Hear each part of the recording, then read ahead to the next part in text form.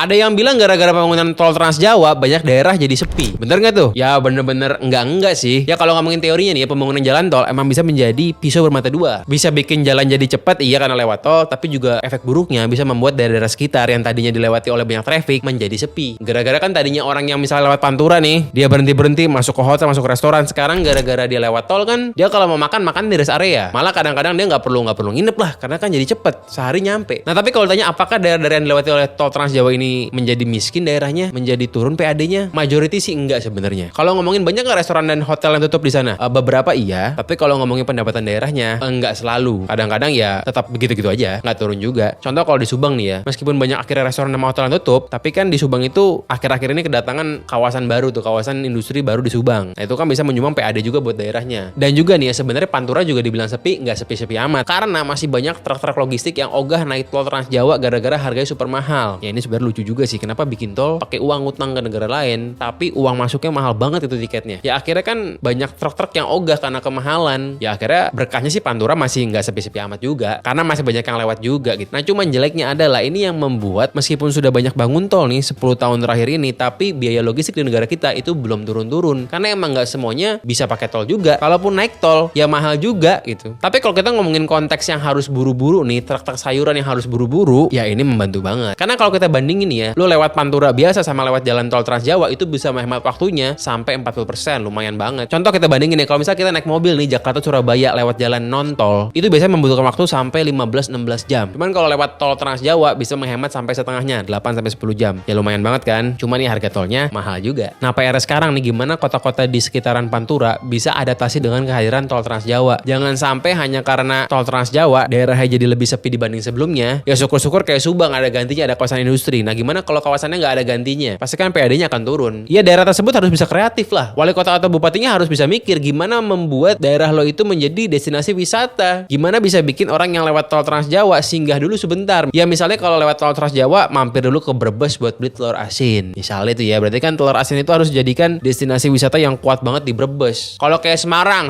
itu kan kotanya bisa dibilang ya cukup menarik lah. Akhirnya banyak orang yang mampir ke Semarang juga. Yang kita ngeri tuh kalau kotanya benar-benar nggak ada destinasi sama sekali. Nah itu baru tuh, itu pasti rawan banget PAD bisa turun. Makanya ya wali kota or bupatinya harus kreatif. Kalau misal PAD turun ditambah lagi sekarang transfer ke daerah dipotong lagi, jangan sampai cuma naikin pajak doang. Kreatif dikit lah. Kalau ngomongin Brebes nih ya, penjual telur asin, ya sebenarnya sekarang penjualannya turun sih. Zaman dulu nih, zamannya belum ada tol Trans Jawa, pedagangan telur asin di Pantura itu ngakunya bisa jual sampai 2000 piece telur asin per harinya. Kalau sekarang nih jual 100 pun udah banyak hitungnya. Jadi gimana tuh Bupati Brebes bisa membuat telur asin Brebes makin menarik gitu loh.